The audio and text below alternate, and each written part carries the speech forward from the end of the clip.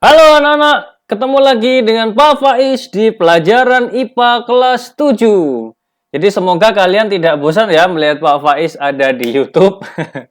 Nah, pada pertemuan kali ini Pak Faiz akan menjelaskan tentang bab kelima yaitu kalor dan perpindahannya. Sebenarnya bab ini masih ada hubungannya dengan bab 4 kita yang kemarin. Jadi bab 4 kita kemarin mempelajari suhu, nah kali ini kita akan mempelajari penyebab benda mengalami perubahan suhu. Jadi mengapa benda itu bisa mengalami perubahan suhu? Nah, penyebabnya akan kita pelajari di bab kelima ini. Ayo kita mulai. Tujuan pembelajaran pada bab kelima ini ada 4. Yang pertama adalah siswa dapat menjelaskan definisi kalor dalam kehidupan sehari-hari. Jadi kalian harus bisa menjelaskan apa itu kalor. Kemudian yang kedua adalah siswa dapat menjelaskan manfaat kalor dalam kehidupan sehari-hari. Jadi manfaat kalor itu apa? Apakah kalian dalam kehidupan sehari-hari selalu berinteraksi atau menemukan kalor? Nah, kalor loh ya, bukan kolor. Kalau kolor kita tidak bahas, kita membahas tentang kalor ya. Yang keempat, siswa dapat menjelaskan peran kalor dalam menaikkan suhu benda. Jadi ini hubungannya dengan bab keempat kemarin. Dan yang keempat adalah siswa dapat menjelaskan peran kalor dalam mengubah wujud benda. Jadi ada dua peran, yaitu peran mengubah atau menaikkan suhu benda dan mengubah wujud zat. Konsep kalor. Nah, ini ada gambarnya sedang membakar ikan. Kalor merupakan suatu bentuk energi yang dapat berpindah dari benda yang bersuhu tinggi ke benda yang bersuhu lebih rendah. Jadi, benda yang menerima kalor itu akan mengalami kenaikan suhu. Kalor itu apa? Kalor adalah energi panas. Karena sebuah energi, berarti jika benda itu menerima energi, maka benda itu akan mengalami perubahan. Perubahannya perubahan apa, Pak? Tergantung energinya. Kalau kita sedang berbicara tentang energi panas, kalor, berarti nanti akan mengalami perubahan suhu. Ketika terjadi perubahan suhu, maka beberapa benda itu akan mengalami perubahan fisik yang biasanya kalian sebut dengan matang. Jadi kalau dipanaskan matang, dibakar akan matang. Nah, kalor menyatakan banyaknya panas pada sebuah benda. Jadi semakin panas sebuah benda, maka benda itu menyimpan kalor yang lebih besar pula.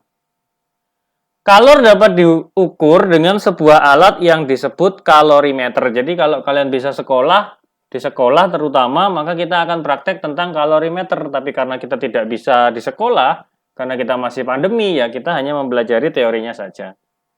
Itu ya. Jadi kalor itu adalah sebuah energi panas. Jadi benda yang menerima energi itu akan mengalami perubahan, tergantung energi apa yang dia terima. Begitu. Nah, peran kalor yang pertama adalah dalam menaikkan suhu zat. Jadi benda yang menerima kalor atau benda yang dipanaskan itu akan mengalami kenaikan suhu. Dan benda yang melepas kalor, artinya benda yang didinginkan berarti melepas kalor, benda akan mengalami penurunan suhu. Jadi ketika benda itu menerima kalor, benda itu akan mengalami kenaikan suhu, suhunya naik. Tapi kalau kalornya lepas atau kalornya dikeluarkan, maka benda tersebut akan mengalami penurunan suhu. Ingat, kalor adalah sebuah energi yang dapat berpindah dari benda yang bersuhu tinggi ke benda yang bersuhu lebih rendah. Jadi kalor akan cenderung mengalir ke benda yang memiliki suhu lebih rendah. Karena benda yang bersuhu lebih rendah memiliki tingkat kalor yang lebih rendah. Nah, satuan kalor adalah joule, disimpulkan dengan J, atau juga kalori atau kal. Tapi secara internasional satuannya menggunakan joule. 1 kalori sama dengan 4,2 joule dan 1 joule sama dengan 0,24 kalori. Jadi ingat-ingat, 1 joule sama dengan 0,24 kalori dan 1 kalori sama dengan 4,2 joule. Tapi satuan internasional untuk kalor adalah pakai joule. Nah, kita lanjut. Nah, dalam menaikkan suhu zat, kalor itu dipengaruhi oleh dua variabel. Yang pertama adalah massa benda. Satuannya kilogram. Yang kedua adalah kalor jenis benda. Setiap jenis benda yang berbeda pasti memiliki kalor jenis yang berbeda. sama dengan massa jenis. Setiap benda yang berbeda jenis pasti memiliki massa jenis yang berbeda pula. Sama dengan kalor jenis ini. Nah, apa itu kalor jenis? Nah, kalor jenis berarti hubungannya dengan jenis. Kalor jenis didefinisikan sebagai banyaknya kalor yang dibutuhkan untuk menaikkan suhu 1 kg zat sebesar 1 derajat Celcius. Karena setiap benda memiliki kalor jenis yang berbeda, maka banyaknya kalor yang diperlukan benda untuk menaikkan suhunya sebesar 1 derajat Celcius itu juga berbeda. Tergantung dari kalor jenisnya. Semakin kecil nilai kalor jenis, maka energi panas yang dibutuhkan untuk menaikkan suhu juga semakin sedikit. Semakin besar kalor jenis benda, maka energi yang digunakan untuk menaikkan suhu benda tersebut juga semakin besar. Jadi kalor jenis menyatakan banyaknya kalor yang dibutuhkan untuk menaikkan suhu 1 kg zat sebesar 1 derajat Celcius. Jadi setiap 1 kg zat untuk naik suhunya sebesar 1 derajat Celcius itu butuh berapa joule energi panas. Nah, itu maksud dari kalor jenis. Dalam menaikkan suhu zat, secara matematis besarnya kalor dapat ditentukan dengan hasil perkalian antara massa, kemudian kalor jenis atau C, kemudian delta T. Loh Pak, kok delta T-nya masih ikut? Ya ikut, karena kan tadi sudah Bapak jelaskan bahwa bab 5 ini sangat berhubungan dengan bab 4, yaitu tentang suhu. Jadi kalor yang digunakan untuk menaikkan suhu benda itu dipengaruhi oleh massanya. Semakin besar massa, semakin banyak massa, maka energi panas, maka kalor yang dibutuhkan untuk menaikkan suhunya juga semakin besar. Nah, semakin besar nilai kalor jenis, nilai C, maka semakin besar pula kalor yang dibutuhkan untuk menaikkan suhunya. Nah, semakin besar delta T, semakin besar kenaikan suhu yang dibutuhkan, maka kalor yang diperlukan juga semakin besar. Karena ketiganya sebanding, nah dulu sudah pernah Bapak jelaskan kalau membuat rumus, kalau sebanding berarti dikali. Maka Q sama dengan M kali C kali delta T. Ini adalah mencari besar kalor untuk menaikkan suhu benda. Dia mau naik berapa derajat Celcius? Nah, itu yang kita cari nanti. Ini untuk mencari besarnya kalor. Selain menggunakan kalor jenis, juga ada suatu rumus yang menggunakan kapasitas kalor. Kalau kalor jenis itu ada unsur massa di dalamnya, maka kalau pada kapasitas kalor itu tidak memasukkan unsur massa secara langsung. Walaupun di dalamnya sebenarnya ada massa. Tapi di dalam rumus matematisnya dia tidak mencantumkan massa. Apa itu kalor jenis? Kalor jenis adalah banyak kalor yang dibutuhkan untuk menaikkan suhu zat sebesar 1 derajat Celcius. Nah, bedanya di sini. Kalau kalor jenis tadi kan mengatakan menaikkan suhu 1 kg zat sebesar 1 derajat Celcius. Tapi kalau pada kapasitas kalor, dia tidak menyatakan massa. Jadi, kapasitas kalor dapat ditulis Q per delta T. Sehingga kalau kita mau mencari Q, maka kita tinggal menuliskan Q sama dengan C besar, C kapital, dikali dengan delta T. Delta T itu apa? Perubahan suhu T2 min T1.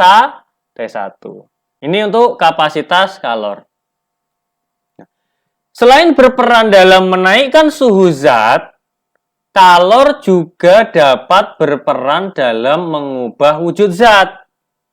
Ada 6 perubahan wujud. Ada mencair, membeku, menguap, mengembun, menyublim, mendeposisi. Nah, dari 6 itu, 3 perubahan wujud itu memerlukan kalor, sedangkan 3 perubahan wujud yang lain itu melepas kalor. Contohnya apa? Mencair, itu menerima kalor. Jadi dia dipanaskan.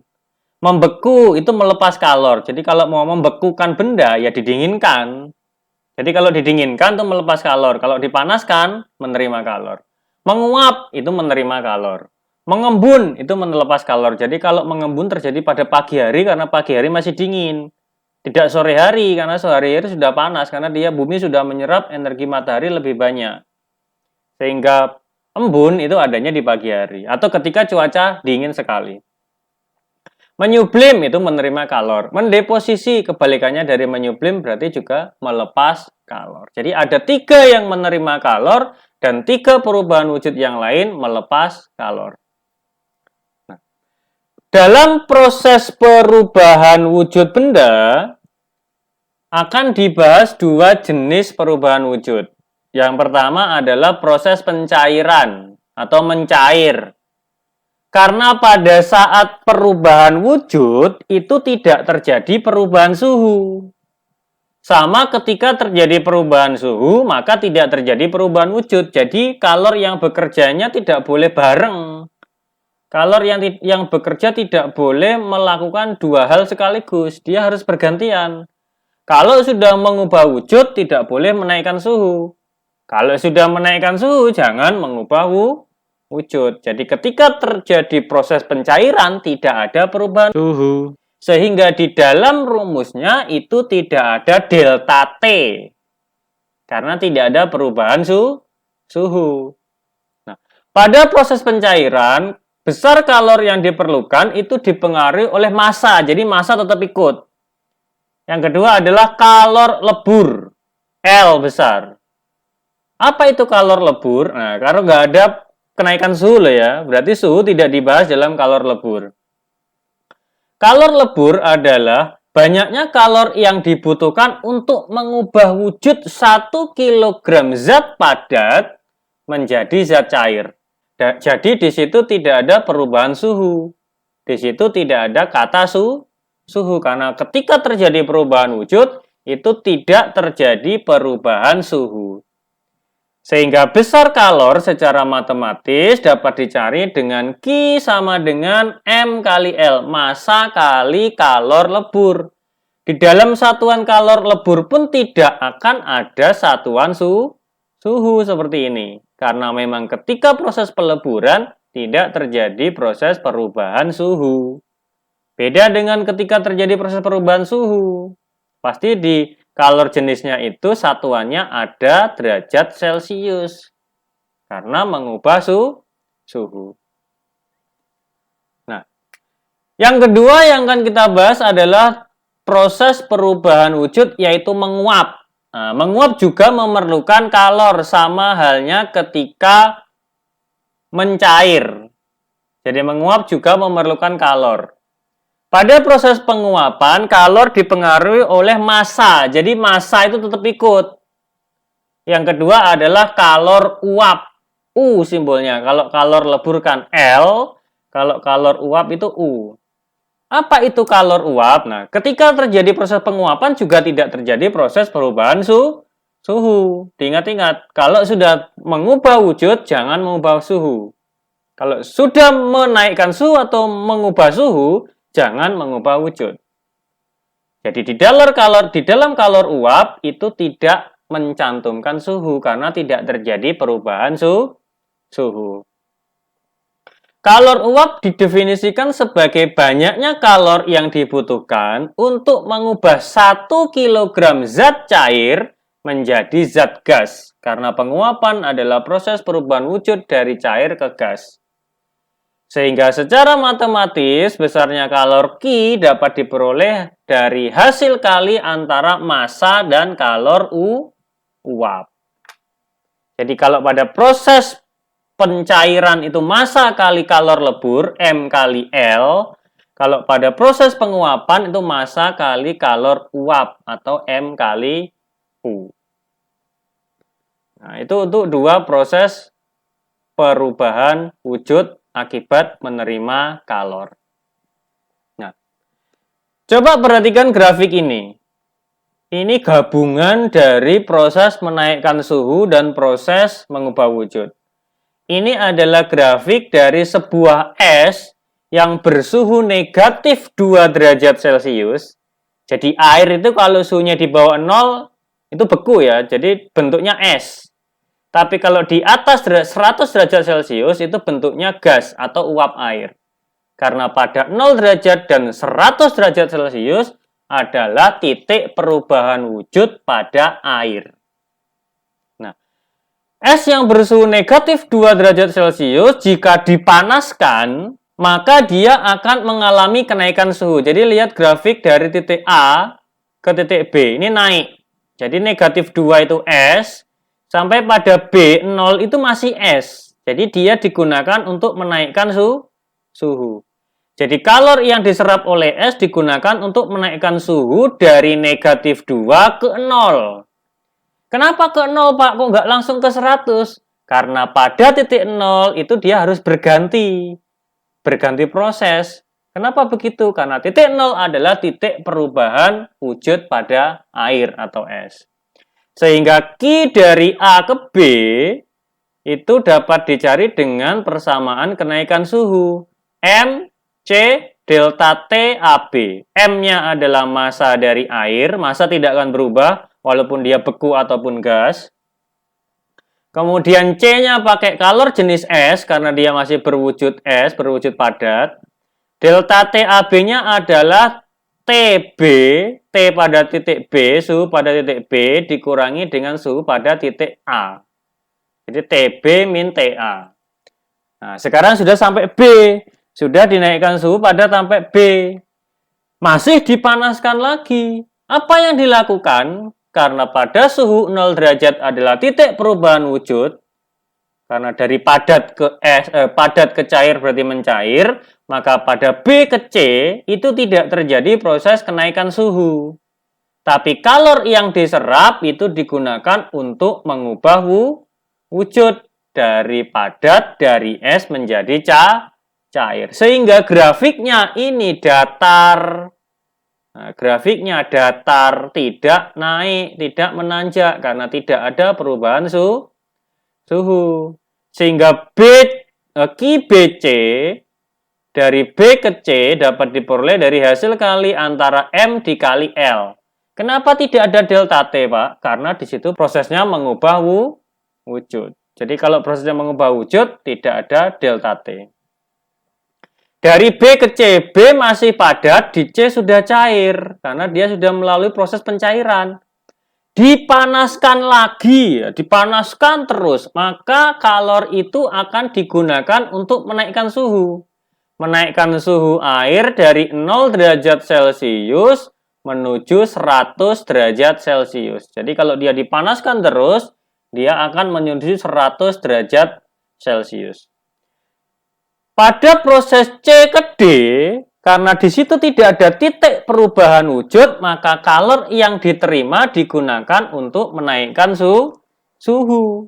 Sehingga QCD dari C ke D dapat diperoleh dari hasil kali antara massa zatnya, dikali dengan kalor jenis. Nah, kalor jenisnya sudah tidak lagi pakai kalor jenis es, tapi pakai kalor jenis air. Kenapa kok pakai kalor jenis air, Pak? Karena zatnya sudah mencair. Delta T-nya pakai delta T C ke D. D-nya berapa? 100. C-nya berapa? 0. Berarti 100 dikurangi 0. Itu untuk QCD. Nah, sekarang posisinya sudah sampai titik D. Di titik D, karena dia sudah mencapai titik perubahan wujud yang kedua, 100 derajat Celcius, tetap dipanaskan lagi, maka kalor itu akan digunakan untuk mengubah wujud dari cair menjadi gas, menguap. Karena 100 adalah titik didih air. Loh Pak, apakah semua zat titik perubahan wujudnya sama? Beda. Alkohol titik didihnya 78, nah beda. Air 100. Yang harus kalau ingat adalah air. Jadi air itu harus ingat titik didihnya berapa, titik bekunya berapa. Nah, ketika pada titik D masih dipanaskan dan dia sudah mencapai titik perubahan wujud yang kedua, maka kalor yang diterima itu tidak digunakan untuk menaikkan suhu, tapi digunakan untuk mengubah wujud dulu. Mengubah wujud dari cair menjadi gas. Sehingga QDE itu grafiknya datar. tidak ada grafik menanjak, grafiknya datar. Kenapa? Karena dia tidak ada perubahan suhu. Hanya ada perubahan wujud, sehingga grafiknya datar. Maka QDE ini dapat diperoleh dari hasil kali antara massa dan kalor uap. Jadi QDE ini dapat diperoleh dari massa kali kalor uap. Dari D ke E, berarti karena sudah terjadi proses perubahan wujud, maka dia sudah menguap.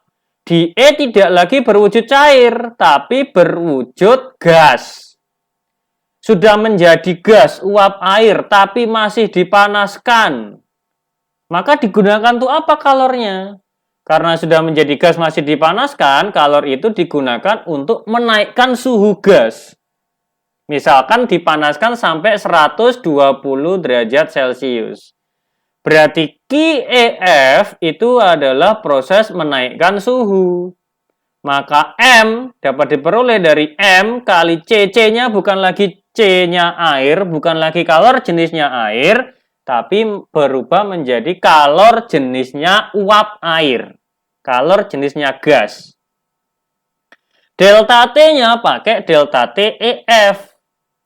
Berarti TF dikurangi TE, 120 dikurangi 100. Nah, begitu. Jadi, pada proses es yang bersuhu negatif 2 derajat Celcius dipanaskan terus-menerus, itu ada 1, 2, 3, 4, 5. 5 proses. Jadi, ada QAB menaikkan suhu, QBC mencair, QCD menaikkan suhu, QDE mengubah wujud, menguap, dan QEF. QEF ini menaikkan suhu. Sehingga kalau kita mau mencari besar kalor semuanya, kita tinggal jumlah saja. QAB ditambah QBC ditambah QCD ditambah QDE ditambah QEF. Kalau kita mau mencari besar kalor total. Tapi terkadang di soal hanya ditanyakan berapa besar kalor yang dibutuhkan dalam proses C ke titik D. Nah, berarti kamu ngitungnya C ke D saja, jangan kamu hitung semuanya. Karena soal hanya menanyakan proses dari C ke D. Hati-hati, itu sering ada jebakan seperti itu. Jadi kalau yang ditanyakan D ke E ya, hitung aja yang D ke E, yang lainnya nggak usah dihitung. Tapi kalau yang ditanyakan Q total dari A sampai F, dari suhu negatif 2 sampai 120 derajat Celcius, ya berarti kamu hitung satu-satu, nanti dijumlah di bagian akhir. Nah, ini adalah tentang grafik, membaca grafik pada kalor. Nah, nanti soal akan Pak Faiz bahas ketika sesi Google Meet. Nah, kita lanjut pada perpindahan kalor. Perpindahan kalor itu ada 3. Yang pertama adalah konduksi, kemudian ada konveksi, kemudian juga ada radiasi. Apa itu konduksi? Konduksi adalah proses perpindahan kalor melalui zat perantara tanpa disertai perpindahan partikel zat perantaranya. Jadi misalkan panas yang merambat pada logam. Jadi yang berpindah hanya panasnya. Sedangkan partikel logamnya, misalkan partikel besinya, ini tidak ikut berpindah. Jadi yang berpindah, yang mengalir hanya panasnya, hanya kalornya saja. Itu yang dinamakan dengan konduksi. Jadi partikel zat perantaranya tidak ikut berpindah. Sedangkan pada konveksi adalah proses perpindahan kalor melalui zat perantara dengan disertai perpindahan partikel zatnya. Kalau konveksi ini terjadi pada zat cair dan zat gas. Kenapa hanya pada zat cair dan zat gas? Karena pada zat cair ya dan zat gas partikelnya dapat bergerak. Sedangkan pada zat padat partikelnya tidak dapat bergerak. Nah, konveksi ini terjadi ketika kalian memanaskan air. Karena apinya di bawah, maka air yang bagian bawah ini akan lebih duluan panasnya yang bawah. Ketika yang panas bawah, maka akan terjadi proses pemuaian. Ketika memuai, volume menjadi lebih besar. Ketika volume menjadi lebih besar, massa jenisnya menjadi lebih kecil. Kalau massa jenisnya menjadi lebih kecil, maka zat itu akan cenderung bergerak ke atas. Jadi yang panas di bawah ini massa jenisnya lebih kecil, jadi dia akan bergerak ke atas. Nanti yang di atas karena dia lebih tinggi, lebih dingin, massa jenisnya lebih besar, dia akan turun ke bawah. Dipanaskan lagi di bawah, massa jenisnya mengecil lagi, naik lagi ke atas. Di atas lebih dingin lagi, massa jenisnya membesar lagi, turun lagi ke bawah. Jadi muter terus airnya. Jadi panasnya mengalir, airnya juga ikut berpindah. Ini pada konveksi. Yang ketiga adalah radiasi, proses perpindahan kalor tanpa melalui atau memerlukan zat perantara, seperti halnya energi matahari atau panas matahari yang sampai ke permukaan bumi. Jadi dia melewati luar angkasa, adalah ruang hampa udara, tidak ada partikel zat di situ, tetapi energi matahari, panas matahari dapat mencapai bumi. Itu adalah contoh dari radiasi. Nah, setelah kita mempelajari tadi ada peran kalor dalam menaikkan suhu dan peran kalor dalam mengubah wujud serta perpindahan kalor, selanjutnya kita akan mempelajari tentang asas Black. Asas Black ini berbunyi, kalau sejarahnya nanti kalian baca sendiri di buku ya. Black itu siapa, nama lengkapnya siapa, tetangganya siapa. Kalian baca saja di buku, nanti Pak Faiz tidak menjelaskan sampai di situ. Pak Faiz jelaskan teorinya saja ya. Nah, asas Black ini berbunyi, besar kalor yang dilepas oleh zat yang bersuhu tinggi itu akan sama dengan besar kalor yang diterima oleh zat yang suhunya lebih rendah. Jadi pada IPA, pada asas Black ini mengatakan ketika kamu memberi 50.000 misalkan, jadi harus jujur, orang IPA itu harus jujur. Ketika kamu memberi 50.000, maka orang yang diberi harus menerima nilai yang sama, yaitu 50.000. Jadi kalau kamu memberi 50.000, yang kamu beri harus menerima 50.000 juga. Tidak boleh dikorupsi. Jadi di dalam IPA itu tidak ada tentang teori korupsi, tidak ada. Kalau memberinya 50.000 ya yang menerima harus 50.000. Jangan kamu mau memberi 50.000, yang 5.000 kamu ambil kembali, yang 45.000 kamu berikan, nggak boleh. Jadi pada IPA tidak ada ilmu seperti itu. Ilmunya ilmu pasti dan harus jujur, nggak boleh tidak jujur. Jadi kalau kalor yang dilepas 10 Joule, maka benda yang menerima juga harus menerima kalor sebesar 10 Joule. Itu teorinya asas Black, IPA. Jadi belajar IPA begitu. Harus jujur, nggak ada di sini mempelajari korupsi, nggak ada.